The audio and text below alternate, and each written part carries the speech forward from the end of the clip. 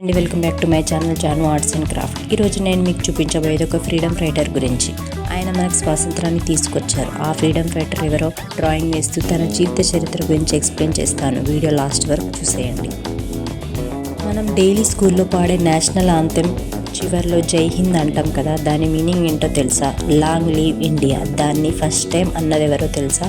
సుభాష్ చంద్రబోస్ గారు. ఆయన్నే మనం నేతాజీ అని కూడా పిలుస్తాం.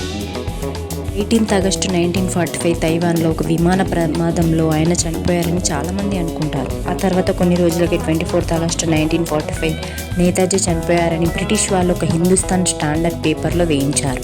ఈ విషయం తెలిసిన మరుక్షణం అందరూ శోకసంద్రంలో మునిగిపోయారు. కానీ బ్రిటిష్ వాళ్ళు పండగ చేసుకున్నారు. అది జరిగిన 2 సంవత్సరాలకి ఇండియాకి ఇండిపెండెన్స్ వచ్చింది.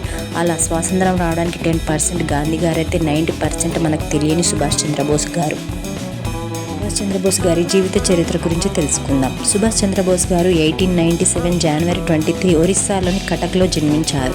ఈయన తల్లిదండ్రులైన జానకినాథ బోస్, ప్రభావతి దేవి గారులకి జన్మించారు. నేతాజీ గారి నాన్నగారు ఒక లాయర్.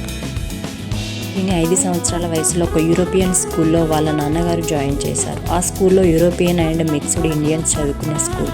సుభాష్ చంద్రబోస్ బ్రిటన్లో స్థిరపడడానికి ఈజీ అవుతుందని వాళ్ళ నాన్న అందులో జాయిన్ చేశారు. నేతాజీ గారు బాగా చదువుకునేవాళ్ళు, కానీ ఆ స్కూల్లో చూపించే జాతి వివక్ష అతనికి నచ్చేది కాదు. ఎందుకంటే ఆ స్కూల్లో బ్రిటిష్ స్టూడెంట్స్ ఒకవైపు మరియు ఇండియన్స్ని చివరిలో కూర్చోబెట్టేవారు.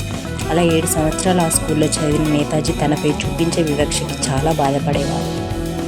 తర్వాత తాను తన అన్న చదువుకునే స్కూల్లో చేరాడు. రెవెన్యూ కాలేజ్ స్టేట్ స్కూల్కి మారాడు. అక్కడే తనకి ఇండియన్ కల్చర్ మరియు హిస్టరీ గురించి తెలుసుకున్నాడు. అలా ఒకరోజు స్వామి వివేకానంద బుక్ని చదివాడు. ఆ బుక్ నచ్చి స్వామి వివేకానంద బుక్ అన్నిటినీ చదివేశాడు. అదే సమయంలో పేద పిల్లలకి తాను నేర్చుకున్న విద్య నేర్పడం స్టార్ట్ చేశాడు. ఇదంతా గమనించిన వాళ్ళ నాన్న సుభాష్ను అక్కడనే వదిలేస్తే ఇలానే తిరుగుతూ ఉంటాడని అక్కడి నుండి ప్రెసిడెన్సీ కాలేజ్ కలకత్తాలో జాయిన్ చేశాడు.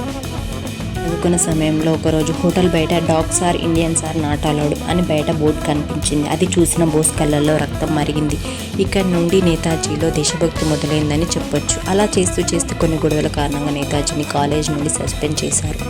అదే సమయంలో బ్రిటిష్ వాళ్ళ అరాచకాల్ని చాలా దగ్గర నుండి చూశాడు. అన్నింటినీ గమనించిన నేతాజీ మనలో మనమే ఇలా కుల మత వివక్ష చూపించడమే బ్రిటిష్ వాళ్ళకి ప్లస్ అయిందని అర్థం చేసుకున్నాడు. అండి నేతాజీ గారి గురించి నాకు తెలిసిన కొంచెం ఇన్ఫర్మేషన్ మీతో షేర్ చేసుకున్నాను అనుకుంటున్నాను. Thanks for watching my video.